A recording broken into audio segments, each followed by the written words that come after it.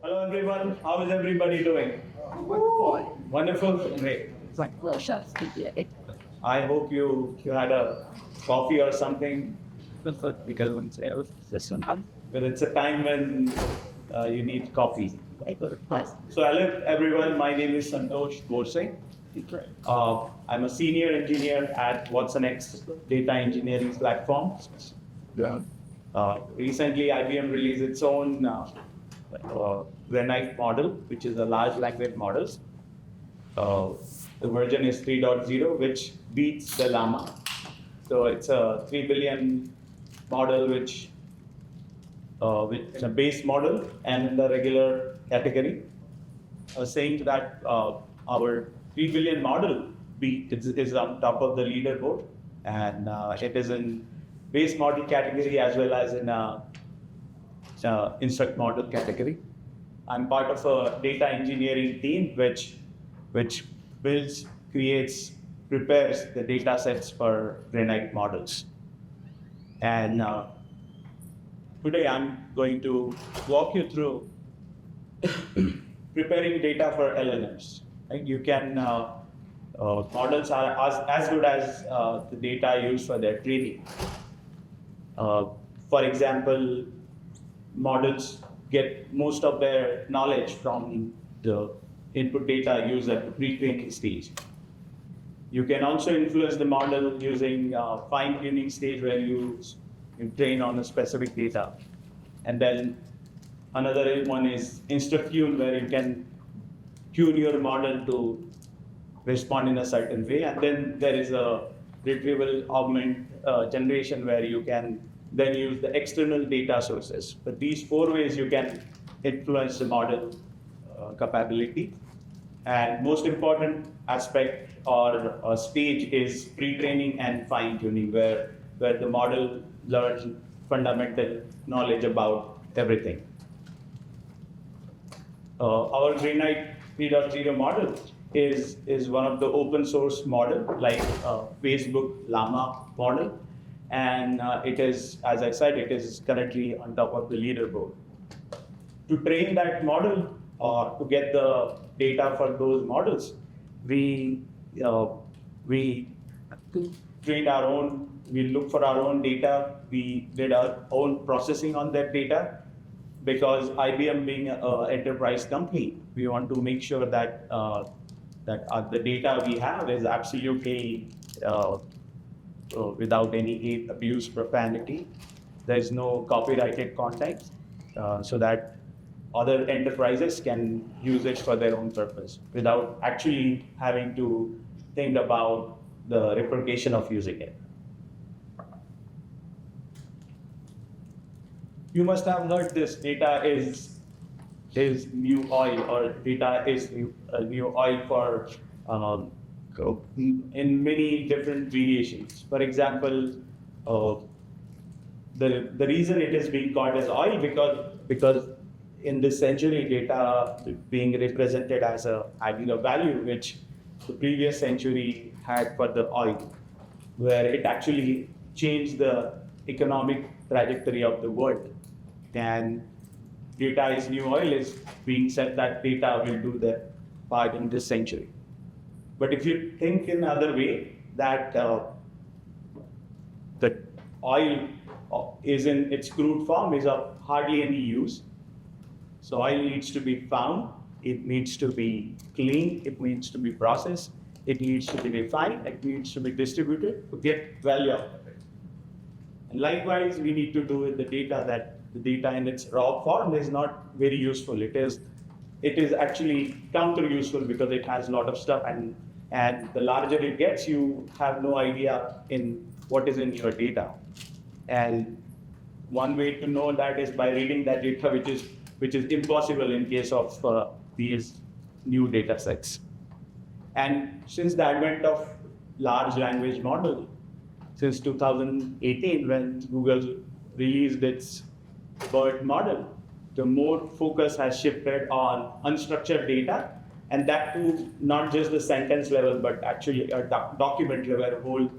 It can ingest whole HTML page, or it can ingest a couple of pages, and now the context size is is ever increasing. One of the main source of data for these large language model is obviously the internet. Internet has, so somebody I heard saying, I forgot his name, but he was the CTO of a company. He said that when we look back in next 20 to 30 years, when we look back from there, we can say that internet, one of the main purpose of internet was to provide data for large language model, and internet did good job of it. But there are a lot of challenges with the data from internet, and we will see about those challenges. And I also have a hands-on lab where you can, along with me, follow along to prepare and clean and do a data processing. I have a lab on preparing data for RAG, where we will take data and move it through a certain steps and then generate an embedding out of it.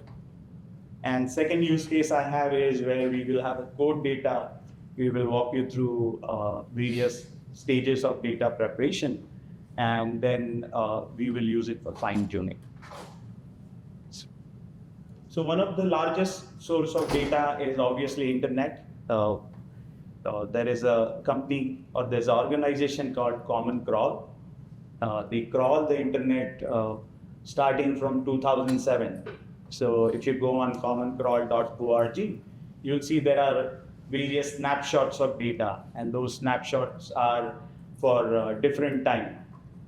For example, as we speak, there was a snapshot, recent snapshot from October 3rd to October 16th, and that has 2.49 billion pages, right? And it's like 3.65 terabytes of raw data.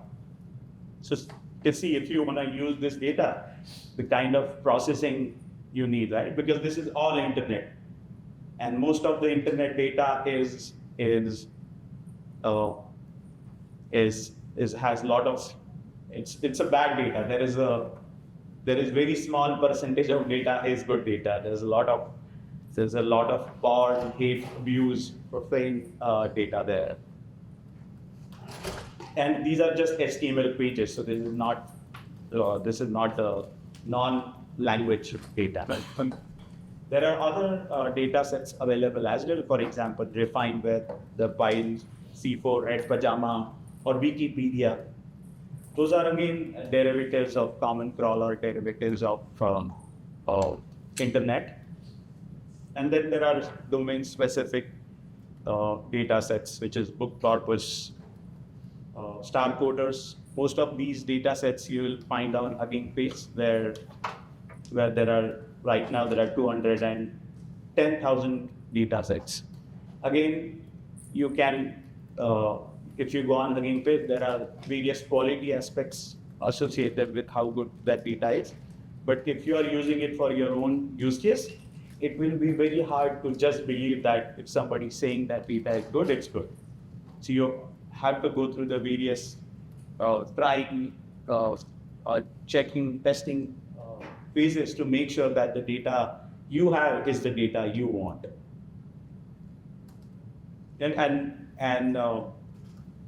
That is not helped by these models, which is very data hungry, right? If you see the models, there are two things increasing. One is their architecture, number of parameter size, where they are increasing in the number of weights they can carry. Along with that, it's also then what is other distinguished factor other than the architecture. The other distinguished factor is the input data. So all these companies are looking for good quality, high quality data where they can do whatever training they want to do with the less data, because every token increased at the training time increases the GPU required and the number of hours GPU is busy. So if you train with the bad data, you're not only getting the bad quality of the model, but you are also using more training time. So there are various quality aspects of data. For example, you have a variety of data. For example, if the data is of only certain domain, then your model will be only goes in that domain, or it may be overfitting to that domain. Whereas if it is overfitting to one domain, then obviously the other domains becomes underfitting. So you have more general high quality data as well. You have to make sure you have a linguistic pattern. For example, a doctor speaks in a certain way when they are discussing the medical thing, whereas people in finance use different words. So we have to make sure that our data is varied based on the use case.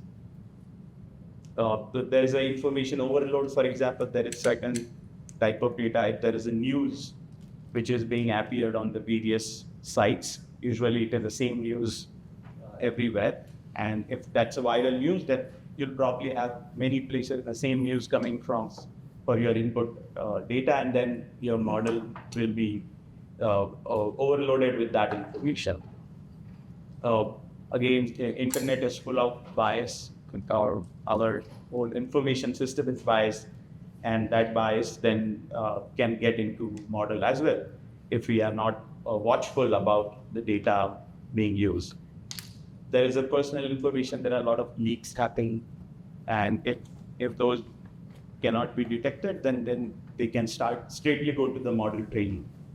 If you remember many years ago, I think this is before large language models era, where Microsoft started the model and it started giving the bad result, where it started abusing the person interacting with it. And that was because it had the bad data in its training, and you have to detect whether the data has a hate, abuse, and profanity. And again, time and cost, because every increased token count is actually increased training time.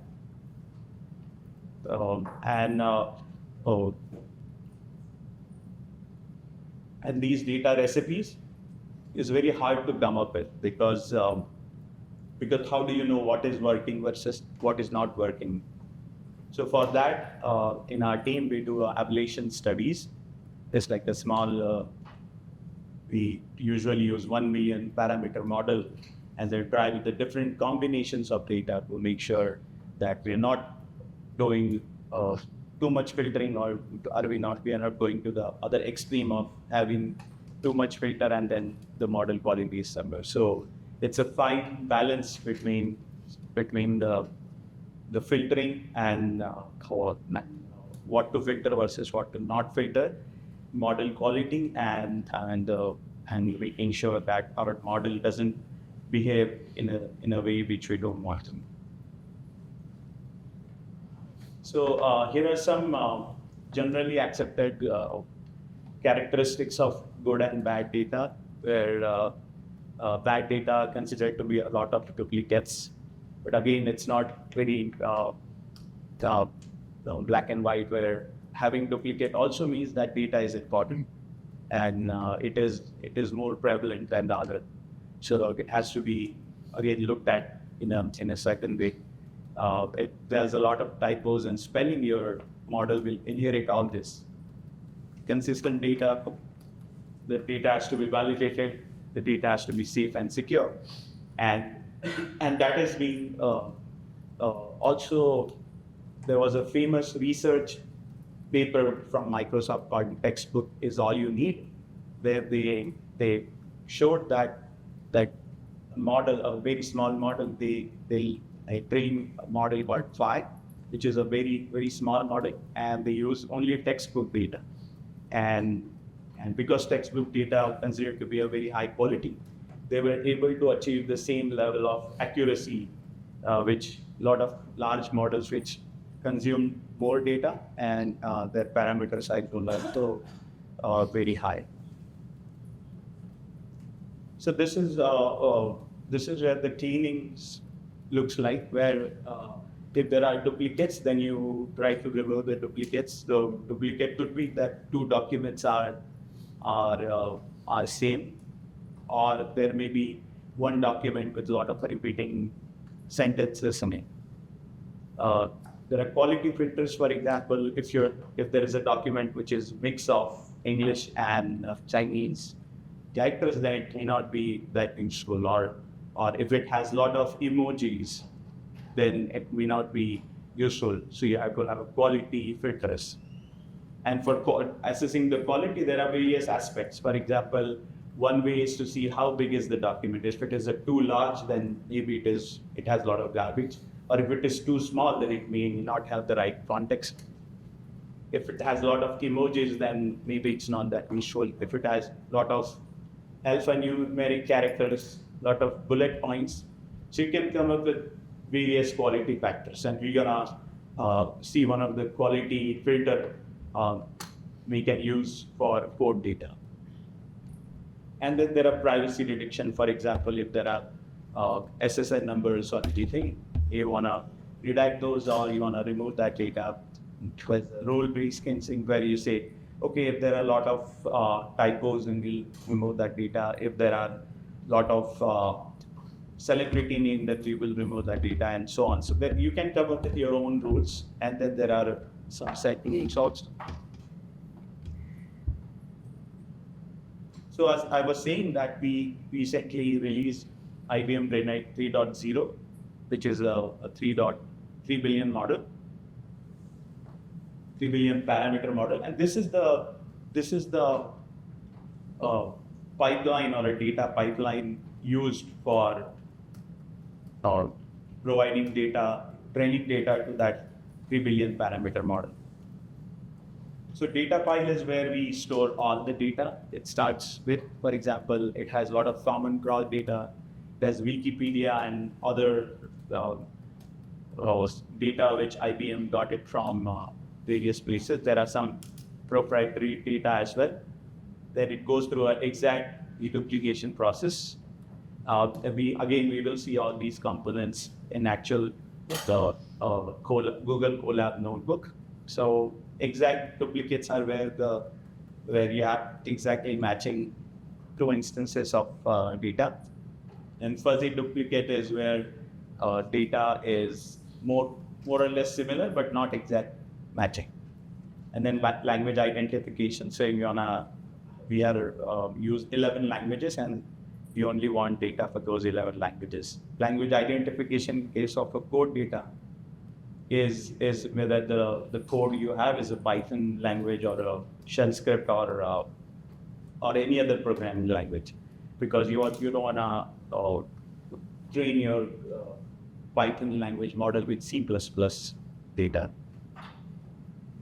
You also want to check whether there's hate, abuse, profanity. So the data goes through hate, abuse, profanity check, where we split the sentences and check how many sentences actually has those profanity annotations. For that, IBM has its own HAP model. So it's called LLM as judge, where we pass to a sentences to that model, and that model then says what is the level of hate, abuse, profanity, and then it gives certain score to those sentences. And if the document, then we can come up with the threshold where you say, okay, document has these many instances of hate, abuse, profanity, we don't use that document. The quality filters, as you said, whether that document has a lot of numbers in it, whether that document is a reading document or it's just the reference document. And there are sites which we don't want. So there is a URL block list where, let's say URL has certain words in it, then we definitely know those sites are not good, and probably the data coming from those sites will not be good either. And at the end, then all of these gets filtered, and then the data gets sent to tokenization, and which then the tokens are used for the actual model training. And this is the rough step we followed at IBM. And to do this, IBM developed its own tool called IBM Data Prep Kit, which we recently open source. And I'm going to walk you through the actual data preparation step using Data Prep Kit. in a short while. And so now this is what it shows, that how data gets filtered. That we started with 28.7 terabytes of data, and just with the duplication, the removed more than like 60-70% of data, and we left with 13.8 gigabyte of data. So you can see that how much prevalent the duplicates are on internet. As it is maybe because the way we crawl the data, some web pages are being updated every now and then. So you would have web pages where they have version 1, version 2, version 3, where there may be some which had just year change or something. And after removing duplicates, GitHub use profanity, block listing, and removing low quality documents, we left with around 8 terabytes of data. So it's almost like 17.5% of data was rejected before it went for the use for the training. So I was saying that to prepare the data for IBM's GenAI training, we develop a tool, a set of different filters. We call it transforms to each of those tasks. And then at the end, we thought maybe it's a good idea to put together as a data prep kit, which others can use as well, and hence we decided to open source it. So this is the overall architecture. I think this is not the architecture, but it shows all the components of data prep kit. So data prep kit is a framework as well as a tool. It is a framework for doing a data processing task. So if you start with the left side, then you can say that it can ingest Parquet, PDF, HTML, and GitHub code repositories as input, and again face dataset as input, which then we converted into Parquet format. So we use Apache Parquet as a format which is transferred between these transforms. So you can think of transforms where it takes input data, does something with the input data, and creates output. And we chain those transforms together. We call it a data pipeline, where you can say output of first transform becomes the input for the second. There are inbuilt transforms there, for example, fuzzy deduplication, exact reduplication, programming language selection, code quality, document quality. These are all inbuilt transforms where you can use out of the box and pass your input data through install data prep kit, pass your data through document quality, and understand what is the quality of the documents here. Along with that, it also bring your own transforms. So let's say if there is a transform which is not meeting your requirements, that you can extend the existing transform and make your own transform, or you can write your own transform. And I will also, if time permits, walk you through writing your own transforms from scratch. Along with that, data prep kit is built on Ray and Spark, where you can run a transform on a small number of documents on your laptop. And you can also run it on Ray cluster. So Ray is one of the distributed computing, where Python is usually runs on one single core. So if you want to process something using Python, then usually it will not allow you to scale that processing because it cannot use more than one core. So there are other libraries called async.io and all that. So there is another very cool library, is this Ray, which is then allows you to scale the processing of the Python code. And same as Spark, where you can have a cluster where it's coming from older days of MapReduce. If you remember MapReduce, where there used to be a tool which used to take data, pass through a map, a space where a map was multiple processes running in parallel, and then Reduce is again trying to bring that data together. And you can write these transforms without actually knowing Ray or Spark. So you can, you don't, a developer of data practice, if they're bringing their own transform, they don't need to understand Ray or Spark because that thing is abstracted. You can write your logic in pure Python, and then Framework take care of scaling that and using it on your Spark cluster. But you can run all these transforms on your local laptop also. And then you can use these as chain of transform called as a data pipeline for any data preparation. So I know pre-training is something which we usually not do so often, and not everybody does it because it's very costly process. But many of us has to do fine tuning, construct tuning, and that where we try to provide auxiliary data to large language model, and even these processes can be used in those data preparation tasks. So here are some features of it. So it is something we have recently open source. So we are actively looking for open source developers. So if you are looking for an open source project, I think this is a good candidate because it is quite new and it has a lot of moving parts in it. So it will be a good candidate to start on. Scale up. And even though it's a new project, it doesn't mean it's just started, because it was used for IBM's own data preparation tasks. As I said, it can scale, it can run on your laptop or your full data center as well. It has 20 plus inbuilt transform, so those we can use it out of the box. And now it has also your own transform where you can extend the existing transform or write your transforms.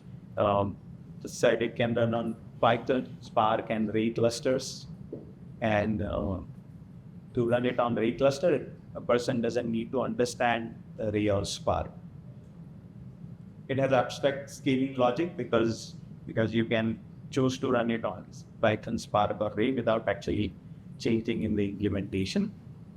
It has ability checkpoints. So let's say if you're dealing with large data, let's say terabytes of data, then you don't want to restart from the point it failed. If it fails in the middle, then you want to ensure that when you start next time, it starts from the point it failed and not from the beginning.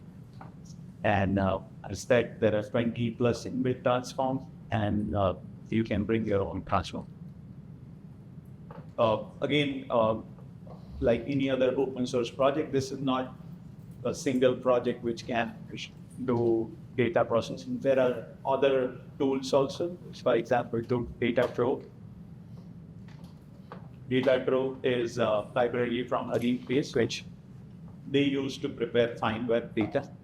Fine web is one of the recent open source data recipe and actual data, which they have open source. It's very high quality. And there are other tools like BigCode and Dolma. But in all categories, ours is more developer friendly because others are more for the data scientist where they can slice and dice the data using those tools. And scaling is another thing which is very easy in DPK, where you can run it on local Ray or Spark cluster.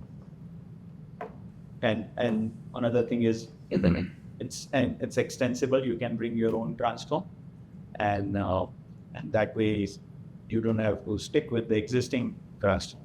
So that way it's a very open project at this moment because it's looking for more transforms. So again, if you want to contribute, if you're thinking of contributing, this is a nice cool Python project for you to consider.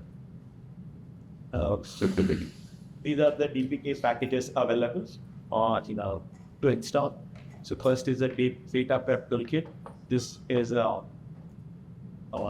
framework, and the other library required is the transforms. So transforms is all of those transforms which you can use prof to transform your logic, transform your data from one form to other. For example, data quality is one of the transform, and these are separated into two libraries. And in transform also, you don't have to choose to install all 20 plus transforms. You can also specify in Angular brackets, you just want data quality level. So let's do a tutorial on preparing embeddings for RAG. So I would like you to open this link if you can on your Chromebook. I think you don't need to install anything because this is going to be on Google GitHub. So I would recommend to follow along with me so that you'll also be able to get some experience, and then I will explain through each step. So if you can scan this barcode. Hopefully barcode works, and otherwise you can also type in the link. It's olaf.research.google.com. GitHub Santosh Borse, PyData NYC and the forced blog, medium, TPT intro, right? It's the time. So before we start on this, is there any question? So, yeah, that's questions. Here's about like a feature that you could recommend that gives you some view as to the impact, and if you do have inputs, or if you're not paying appropriate attention to the various quality factors that you should have way up against what you documents. Right. How bad does it get, right? Right. That would be interesting. I'd like to share that with some other people. Sure. So on that, there are two papers I can think of. I think few papers. One is this textbook is all you need, as I was mentioning. That's one. There is a nice blog entry by Refine Web from Plugin Paste, and you'll also see a lot of ablation experiment listed in IBM's Granite 3.0 models.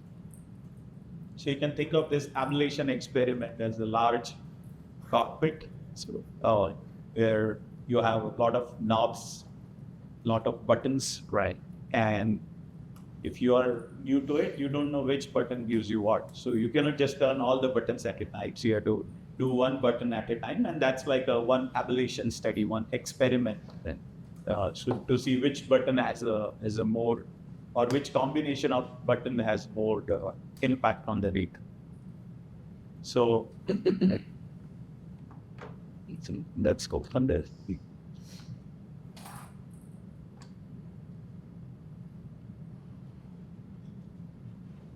So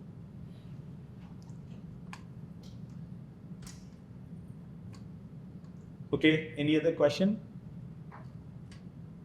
Does everybody has opened this? So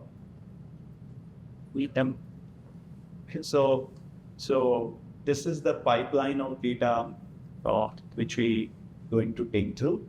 So first is we're gonna extract the text from PDF file. Then we split the PDF actual document into multiple documents because PDF file has a lot of sections in it. Then we provide a document ID to the table, and then run through deduplication, exact deduplication, and fuzzy deduplication, and then vectorize or generate embeddings out of data.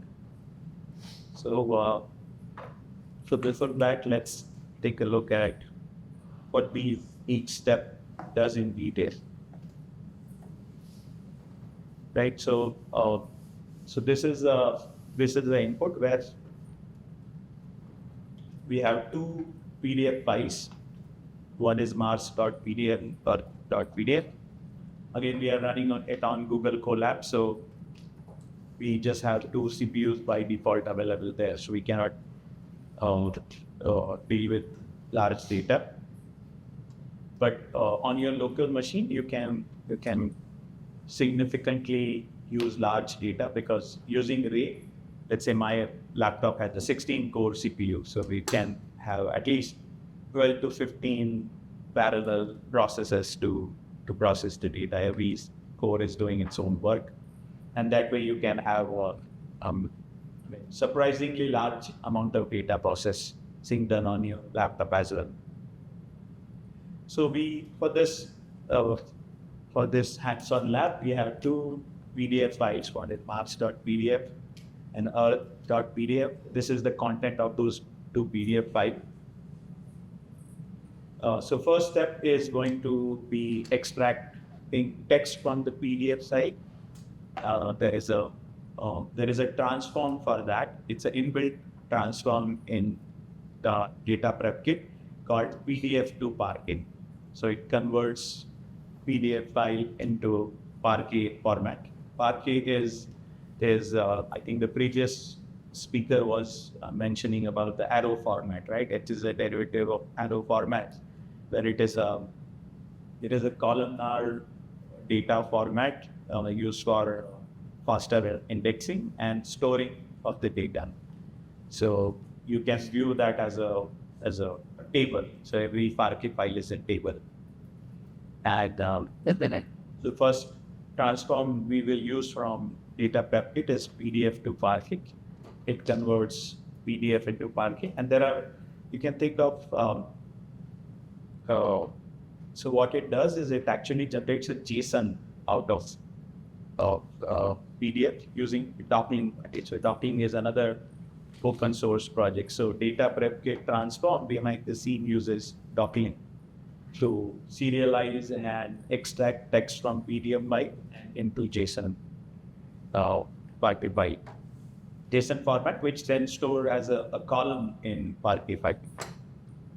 The step after that is we have the Parquet as input. So second step is chunking, because whole PDF can have multiple sections in it, and you want to divide it into a section.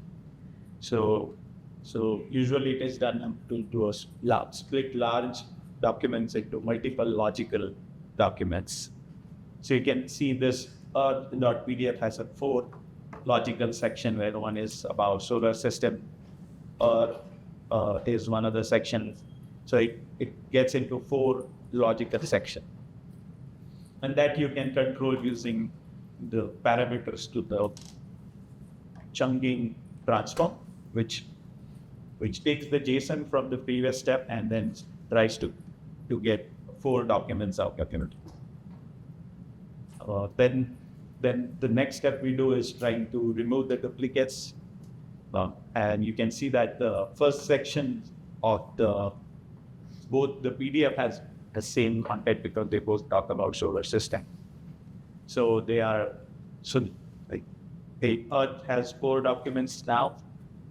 Mars has 4 documents. So after deduplication, there has to be 7 documents. So 7 documents will go to the next step. Then we run a fuzzy dedub, where the documents are not exactly the same, so their hash will not match, but they have just one word difference, right? So in a gist, they are the duplicates.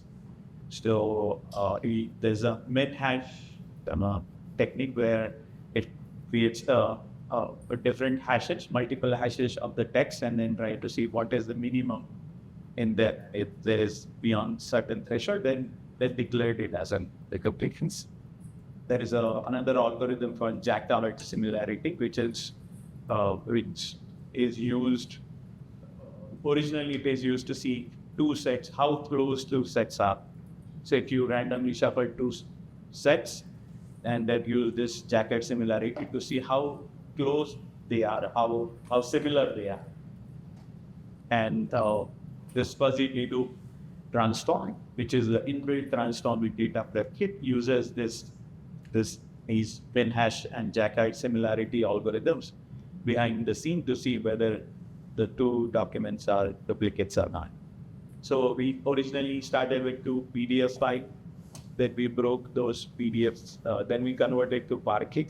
Then we converted those 4 records of JSON into 8 documents, out of which one was removed because of the restriction. Now here we removed one more fuzzy or almost similar document. So now from 8 documents, we are left with 6 documents.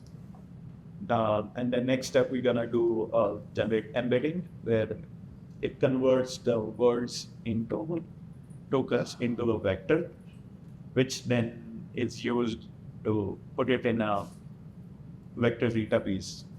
And then vector database you can query to see how 2 documents are similar using their embedding. So it uses, so let's say you're using the smallest algorithm, I guess, uses 768 dimensions.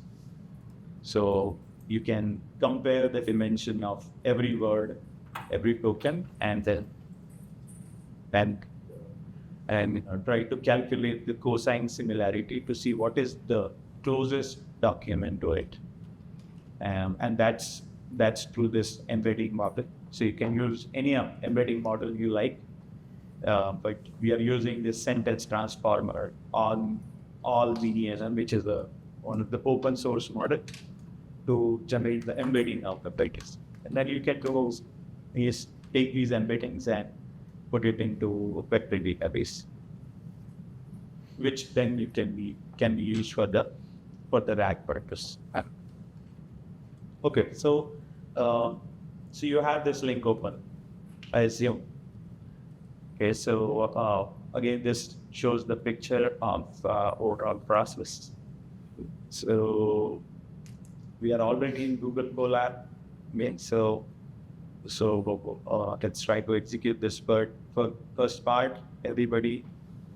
So you can click on this number or say Control Enter, Shift Enter to execute it. And then I think it will ask you to connect to your CPU also. Okay. Usually, for free accounts, you don't receive TPUs, but I think this is good enough for our use case where we will have 2 core CPUs and 12 GB of RAM and certain disk. So if you want me to wait for some time and if you have any issues, I can wait and then we can try to fix those before we go forward. Anybody needs any help? You got connected, do you see running in Colab on your local machine? Yeah, no problem. Okay, then after that, we're gonna download the input data. So what it does is we're gonna create the input directory, and then using wget, we're gonna get these 2 PDF files on your Google Colab. So you can see it created an input directory and for that bars.pdf. And I'll also have this utils.py, which has the utility functions to which I'm going to use, and I can show you that code as well. It has some reading and writing Pascal file. So we will use this Python code in our next steps. Okay, so then the next step is to actually install the data prep kit. So there are 2 libraries. One is data prep toolkit, which is actual framework of data prep kit, and another is a ray transform, because we are going to use the ray for this demo. So we want ray based library. It will take some time because it tries to download everything and tries to install. Google Colab comes with a lot of inbuilt libraries, so it tries to uninstall those also. So while in this length, anybody has any question? Yeah. In the PDF that we're using in this example, it's a very clean PDF. Yeah, because those we created for demo purpose. Of course, yeah. In reality, PDFs are not that clean. Yeah. Yeah. Is there some data prep toolkit for dealing with dirty PDFs, like if there's garbled text in there, if it's all their scan? Right. So yeah, so I think definitely the first step is going to break the PDF into multiple sections, Okay. which then becomes a document on its own, and then you can check the quality of document and see if it is too small, if it is like few words, less than few words, or if it is too large, or if it has a lot of words which non-alphanumeric characters, not emojis, Right. lot of non-readable words. It don't test for quality factors. Yeah. In the toolkit itself, I don't have to bring my transform. No, there is a document quality which gives you, again, it gives you the numbers, so that it adds a column to your parquet file. It says, okay, if this is the minimum length of the document, this is a maximum length, these are the number of words and so on. Then you can choose to see what is the criteria for you, and then you can use that criteria to actually filter. So most of the transform are of two categories. One is annotation. So annotation type of transform doesn't actually delete anything. It just adds a new column to a parquet. For example, it says if it is a HAP transform, then it says whether it has a HAP yes or no, or what is the HAP score. But it's a new column in the data. So it doesn't actually remove it, gives you a column. And then later on you can say that, okay, for me, this is my acceptable score. For some use cases, you want data to be absolutely without any hate abuse profanity. For some use case, you may live with some. And based on that, you say that, okay, anything below 90% is fine. Or anything below 95% is fine. And then you can use filter. So the other category of transform is filter, where you will say, these are my criteria, remove. Based any records which is not matching that criteria, delete them. And then it goes there. So it's like a series of operations performed on your data, where every point you get a new file. If it is annotation, it's mostly means you get new columns with certain values. And if it is a filter, then you have some criteria. The next one, those records are missing in the next. But you always have a lineage of information, because it reads from the previous step. So every step generates the data. And it also generates a metadata, nice code metadata along with it, which tells you what happened. So because we have installed some libraries, it has to restart the session so that the Python runtime has those libraries in it. So again, the Google Colab comes with this sample data, which is we don't need it now. So we're gonna say, if it is running in Colab, then we're gonna remove the sample data. So there's no sample data. Okay. Now next step is just in some configuration. So this is my input directory, which has two PDFs. So input here is this. And there are some configuration in which we will talk. If it is in Colab, then we're saying number of workers is 2. So number of worker array is how many parallel processes you want. You usually assign parallel process per CPU core. So if you have 100 CPU cores, you usually work as a parallel process. But in this case, we just have 2 CPUs available. So we will do 2 cores. And every worker will use 0.3 CPU for it. And every array worker will have 2 gigabytes of memory available. So if we execute it, these are the configuration which we will use later on. Right. Now let's add the parent, this current directory into system path. Now, can anybody tell me why we do this? Python quiz, just to check if everybody is awake also.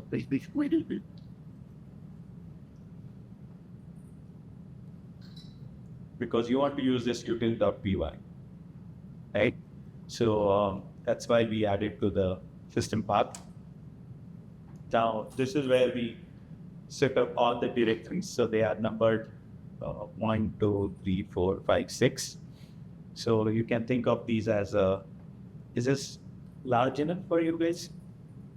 So it's like, as I said, that you can stitch together all these transform into a pipeline, or it is also called as a data recipe. In that pipeline, output of first transform becomes the input for the next transform.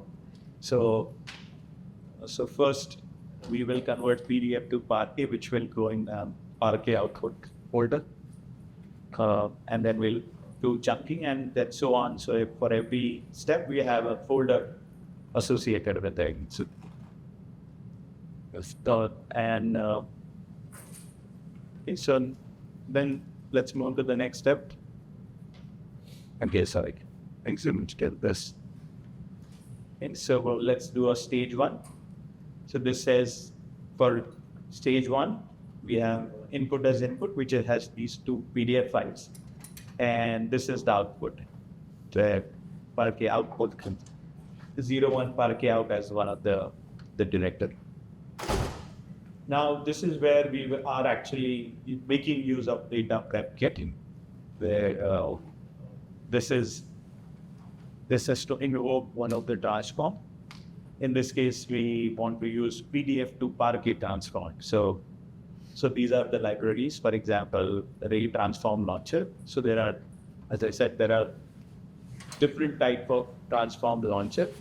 For example, you can have Python transform launcher where you have just a pure Python code.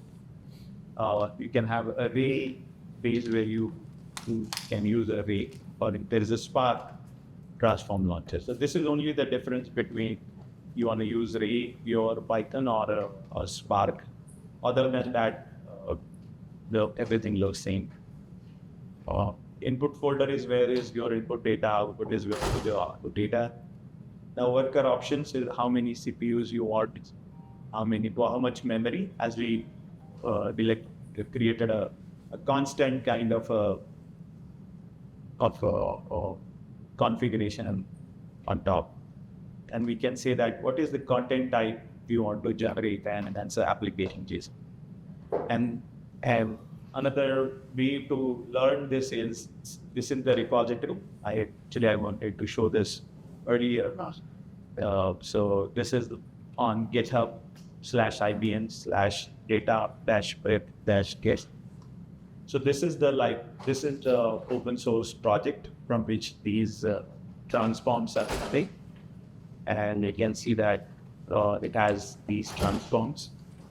And then so one of the transform we had was PDF to Parquet. So this is the transform we are going to use. So it is, we support, at this moment, we support 2 types of modalities. So machine learning models has a different modalities. For example, there are visual based modalities where you can pass in the images and pictures. There are audio based model where you can pass the audio file. There are text modality, which is where you can pass the text data. There's a code modality where you can pass the code as the input. So right now we support text, which is passing the input text as a plain text, and a code modality. So transforms are categorized into 3 categories, where only specific for code are in code, only specific for languages are in language, and general transform are in general transform.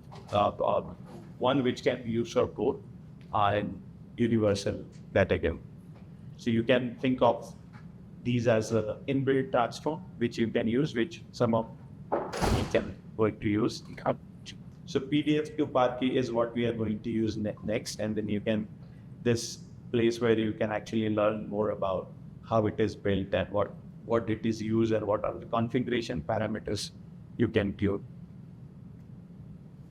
Then, so we say that you want to generate a JSON out of it. run locally true means that we want to start our own ray cluster and not use the existing ray cluster. So it will invoke its own ray cluster. Again, even if you run this on your local machine, you don't have to do anything because it will find for ray and it will start the ray. You don't need to configure a cluster, or cluster in this case is the number of processes running. So if you assign 6 worker cluster, then it will actually use your 6 cores in your laptop, and you can use it for whatever number you want. So cluster can be on local machine also. Cluster can be also in the actual data center where you can write hundreds and thousands of ray workers together. Other configuration is we want to use PDF files. Now then you'll see this kind of a code repeating everywhere because that's how the transforms are invoked and configured and launched. So you can say, this is the configuration I want to use. So you can see the ray is in. For pure Python, it may be a Python in the name. I can say launch. So now I have invoked this transform, which is one of the inbuilt transform inside the prep kit. And what it does is going to read that input, which is in the form of PDF file, and should generate output in the form of parking bytes. So if you read the logs, you can see that it is using. So number of files is 2. So this gives you more about what does your input look like, what is the size of your input, and so there are 2 files you have as input. Now it is actually trying to use the docking package to convert the PDF file into actual serialize it into a JSON. Wow. Now you can also somewhere see that it is using cluster resources. So this is what the cluster look like. So the ray cluster you have has 2 CPUs because by default in free plan Google gives you 2 CPUs. There's no GPU, and this is the memory complex store is used to start with. We have number of worker is 1 because that's what we set in our configuration. It says number of worker is 1. So now there's no parallelism in this. It is like 1 by 1. And it says completed 2 files this much time. And you can see that it created this output, which is also configured. And now it generated 2 Parquet files. So 1 for every PDF. So if we try to see what is in that Parquet file, so this read Parquet file as a data frame, it loads that Parquet content into data frame using one of the util function. So anybody, any question? Are you able to follow up to this point? I have a question. Why do you use the AST literal thing defined the source type or other? Sorry. So like in a plan is you're basically like putting open the AST literal and the AST model. Okay. It's like you just did it strings. Here, right? It was in the param section, the board to param. Here, right? Yeah.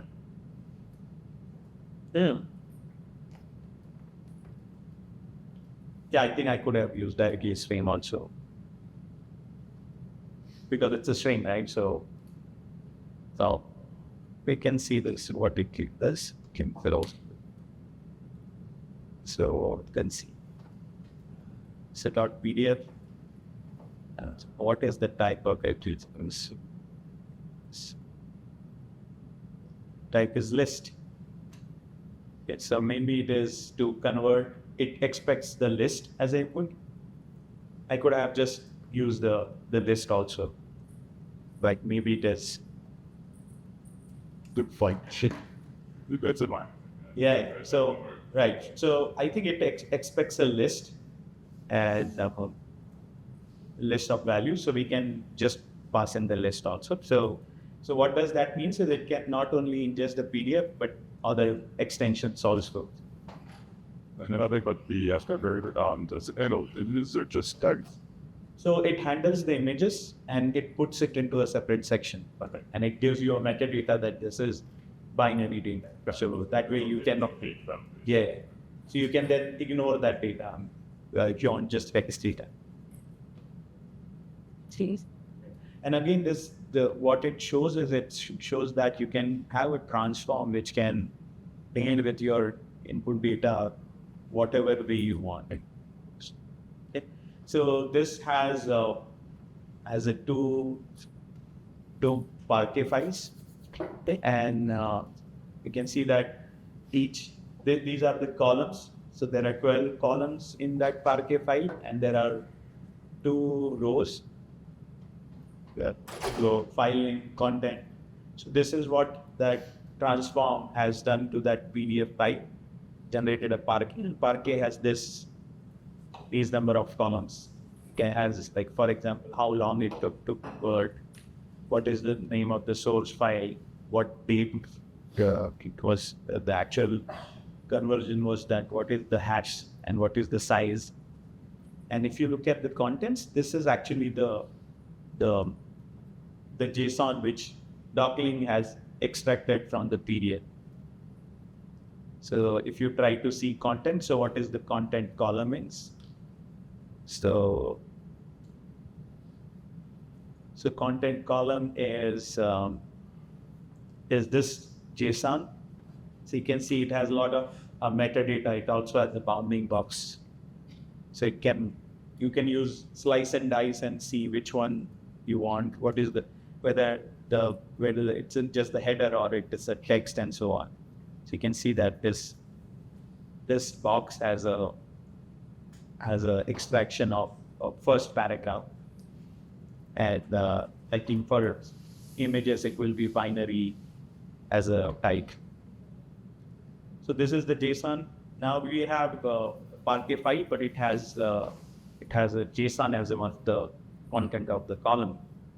So now next stage is to break that JSON into actual meaningful documents, because that JSON has a lot of other stuff which we know. So next step we will use is chunk array transform. So it actually chunks the output of Docling into multiple documents. Again, you'll see it looks same. It has a input folder, which is the output of the previous step. There's an output folder, which is a new folder, and then these are the configuration options it has. And locally true, again, is gonna start its own array cluster. Perhaps, so let's execute this. So now it's gonna treat this one Parquet out as an input, and it's going to see it says started a local array instance. So that way it starts its own. Every process is starting its own array cluster. But let's say if you are running it on existing array cluster, then you can set this false, then it tries to find out if there any array cluster available to connect. And incompleted to files, it gets some statistics, and you can see that now it has created a new directory, which is we passed as an output, and generated 2 Parquet files. Now along with every transform not only generates the output but the metadata, and metadata is what you can use for the PDF. So for example, many of these companies, there are audit happens where you need to know what data came in, what you did with that data, so that you started with this data and now you have this data, and this is the data you use for training. So if somebody wants to audit it, they want to walk back that what you did with that data and what was the original data. So this is, it's called as a data lineage. We're gonna know what has happened to data at every stage. So it generates a metadata as JSON where it says what was the configuration of your run, what was the parameters you use, how many CPUs you use, how long it took, what was the number of files, what was the size of those files, what is the processing time. For example, we saw that in previous step, we just had two Parquet files, and each Parquet file had one record in it. But now we have 8 Parquet files because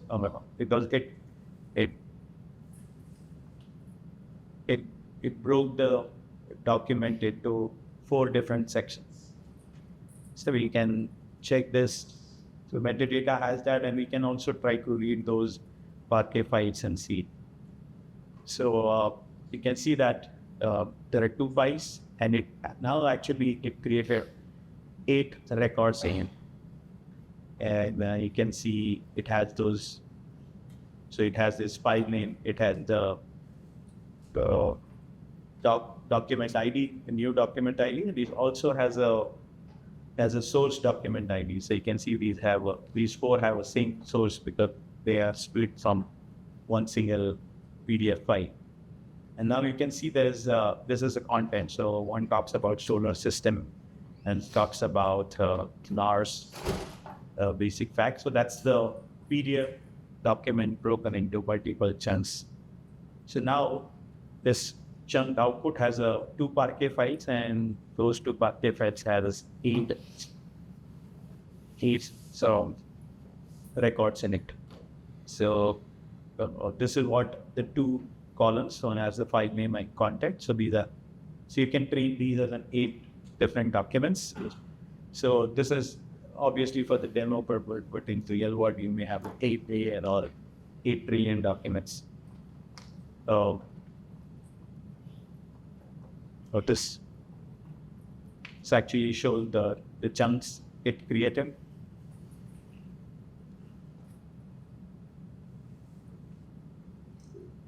It's like the 2 boundaries to try to find sense and insert.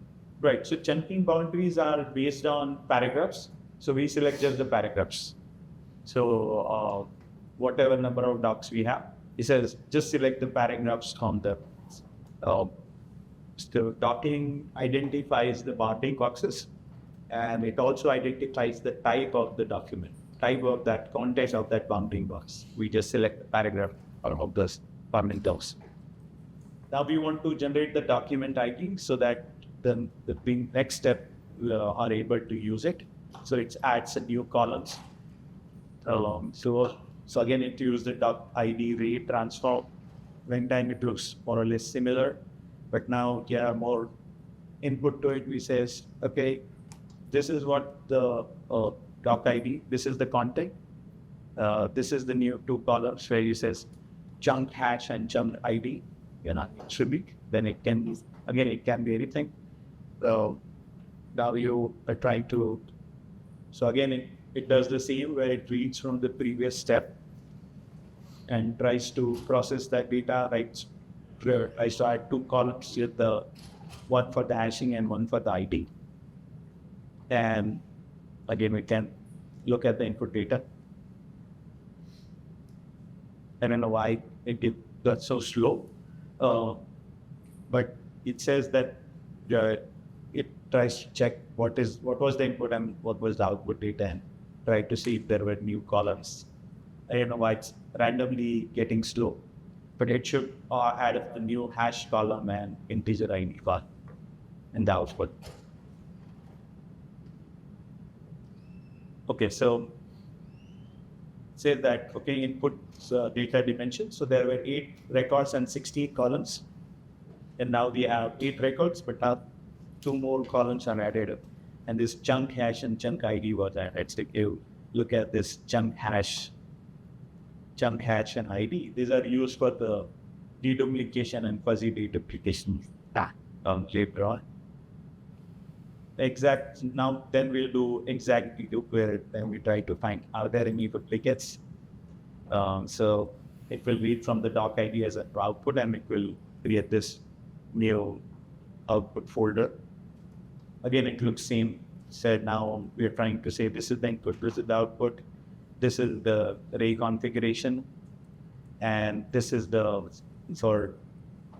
either process. This is the process. This is the CPU. Or look at how many hashes you wanna use, and all this configuration. Again, you can go to the PK project and try to see which transform you want to use. Logic. And it launch. Let's run that. And it says, what is the column you use for actual finding the duplicate? It's a context column as actual column which we want to see whether that's a duplicate or not. That's what, yes, that's. Click completed process, user files. So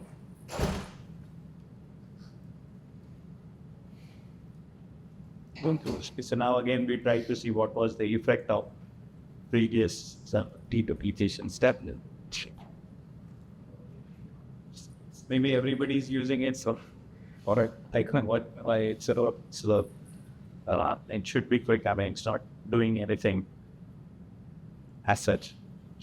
But it will actually remove the columns, and you see this is again you can see that Parquet file names are not changing, but their font type is changing. So you can see that it had 18 columns to start with and 8 rows. Now 1 row was removed and 1 column was added. So let's see that 1 duplicate was removed and removed column was added. So you can see that. So here there is a removed column. It's empty for all of them, but see for this one, this was the document ID got removed because it was a duplicate. See, and now you can see there are 7 documents out of 8 because 1 was duplicate.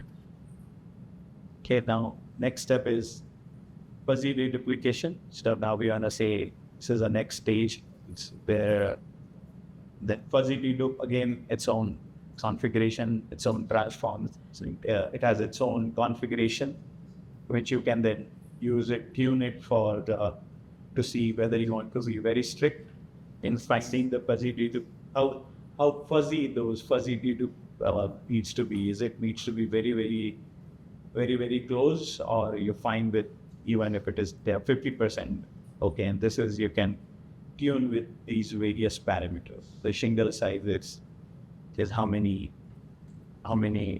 it's like n grams. Be careful. How many grams you want to see whether they are matching or not. Then you go again. All the transform runs in certain way where you can pass input, output, and configuration because specific, but they look the invocation look very similar. So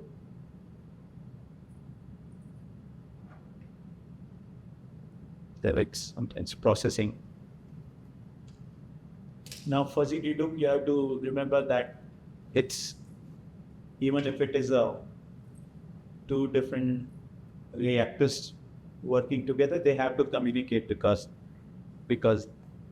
duplicates may be across the file, right? So they use the shuffle and min hash algorithm to understand whether how close they are. So let's see the output and see that we started with 7 rows, but now we have 6 and 1 fuzzy dedupe was removed. So one of the record was considered to be fuzzy dedupe, and now we're left with 6 records. And then this is more which can read later also is about the configuration parameters. So you can increase the threshold. So the higher the number, relaxed it is, the lower the number, the strict it is. So next, the last step we will do is then take the output of the fuzzy loop and then convert it into embeddings. So again, see that they look same text encoder base transform. Now you can also run very quickly on your laptop using plugin-based libraries, but this is more for scaling your processing. Let's say you have 1 million Parquet files or terabytes of data that you definitely don't want to do on your laptop or sequentially. So definitely want to run it on this cluster, and that's where data prep kit comes very handy because it is meant for that. So you can say we are passing different parameters, and one of the parameters is this text encoder model. Now this is the model we are using. Anybody can use any other encoding model. And likewise, it works like this, where text you launch we submit the job to Ray cluster, and that Ray cluster take care of based on the configuration. And it will generate the embedding, which is done by the model which we have passed in. Any question? Well, the time really goes fast because I thought I will be able to show you another use case. But if you want to stay around, I can show you where it's. So again, this output hooks, same where there was orchestrator, and then there are 2 input files. This is the cluster. We started with 2. So for the Ray, you can see that we said that we want to have 2 workers. So you can see that there's a Ray transform file processor. You can see the PID is 37896. So it was handling one of the 5, and 37926 was handling one of the 5s. And they did their job in parallel. So that's the output. So output is we added a new column in the row, and one of that column name is embedding. So this is the embedding, which is the text. This text, which is in the form of context, is converted into a grid. And this embedding is then we can load it into vector database. So any question? I have another use case, but I think we will long I have. So you know I think I have 440, and we got to hightail it. Apparently, they can really tighten up. We got to gap by 5. Okay, so I have like 12 minutes, maybe. Yeah. Right. So do you want to try another use case where we prepare data for code, where the previous it was using text data, but now we will use this code data. So there's another for cost. What do you call it? Another Google Colab notebook. You can just replace the EPK to 1 with this fine-tuned code IPYNP. So if you want to launch on your laptop, let me know. I can wait.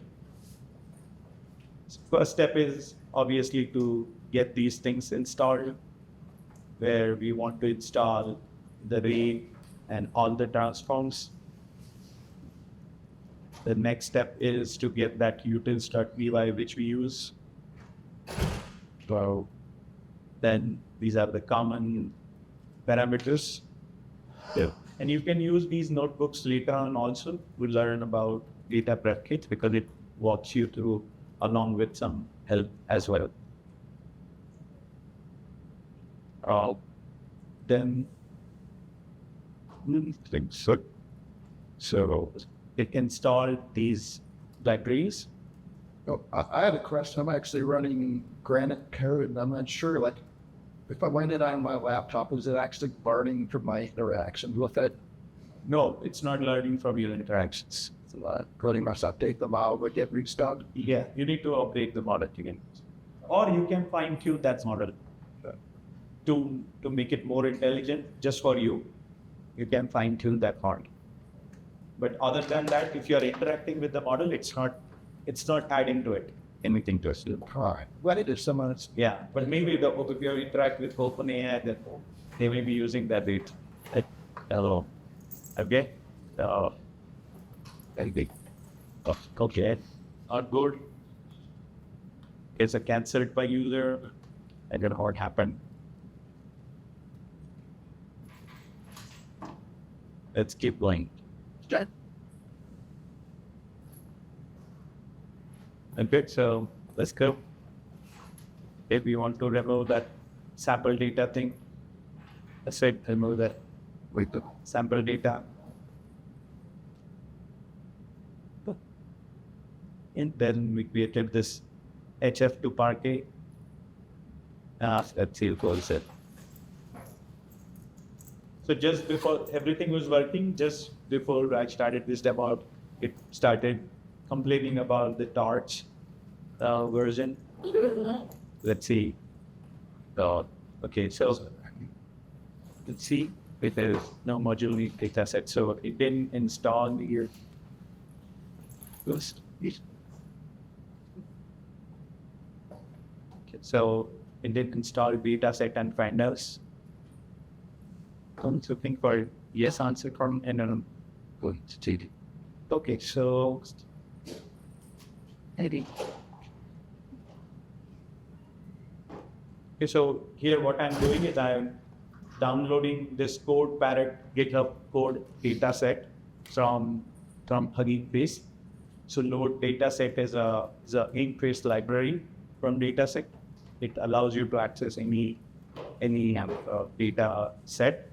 So we are using this code data set, and what we're gonna do in these methods is we are going to split the data into 20 files, and each file will have 20 records. So we are not selecting all the data because we have a limited compute here. So we're just selecting 20 files.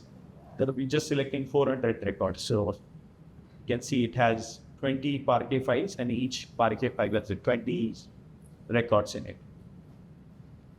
Okay, so let's see content of Parquet file. Nice. No module name from unfriendly. The style you are friendly.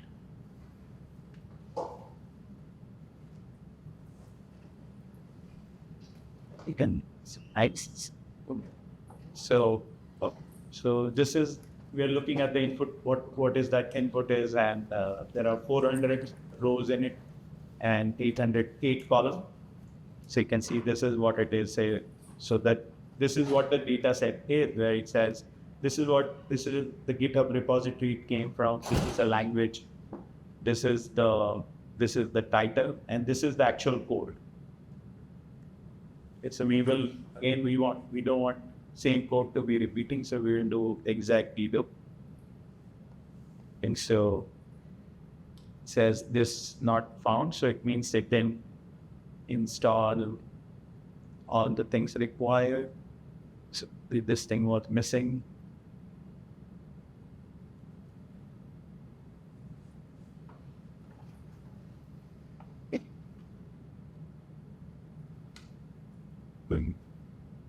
So anybody has any question? And if you, again, I'm making same point, but if you are looking for open source project, I think this is a very good project to start on. And I'll really appreciate if you able to give a start on this GitHub project, because one of the reason I'm here is to popularize this framework as well. They asked us about was Sparks or do stop people invite your own track. How does that affect all the things Spark? Is Spark doesn't arbitrary functions? Right. So what it does is framework. So if you write your own transform, what it does is there is there's a transform method where you have to specify your logic, and it has there are two type of transform methods. One is you can accept binary data and return binary data. One is accept packet byte and return packet byte. So because of this restriction, you can able to run it on Spark. Again, not everything makes sense on Spark, right? So you will not have support for Spark in some cases. So there are some transforms here which doesn't support Spark run, because it doesn't make sense to have that Spark. But Ray is, on the other hand, is very convenient, where I haven't seen a use case where Ray is not useful. Ray is not useful when you have one single monolith file, or you have a few number of files, but files are very large, because there's no map reduce space there. Actually, it's not splitting the actual file into multiple things. It's using whole file. So in that case, what we do is there is a resize transform. So what it does is if there is a few number of files and there's a large number of files, we try to split those files into more number of files with fewer records. So let's say not generate more than 200 megabyte of file. Yes, so it published. We are here. Okay, so exact detail. We will do exact detail. I think I have just 4 minutes, so I will probably not run these, but I'll walk you through that. So next is fuzzy detail. Again, we all know what it is. Again, this on your local machine, this could have been really fast, because we can use 8 workers, 10 workers easily. After fuzzy dedupe, we can see that. So out of 400, just 20 records left, because there are a lot of duplicates in it. Yes. It's when we do. Next is a programming language selection. So we want just these languages. We don't want any other languages. So it says these are only allowed languages. So we will only select those languages which has language of interest. So it says language, it adds the language of interest column, and row means we are interested in that. It's good. The next is code quality. So this is one of the transform where it measures the quality of the code. And you can see that it added the 12 columns to the input. So that you can see those columns are, for example, what is does it look auto-generated? Does it have XML? What is the longest line? Is there a sparse? So there are very small lines and one line is very large. Means that was not formatted well. What is the number of lines in it? Is it to be a configuration or a test? Has keywords, some kind of keywords? What is the total number of lines? And so on. And then we filter out on what we don't need, and we left with five rows. And then we do a semantic ordering where we try to put together code which is similar or files which is imported.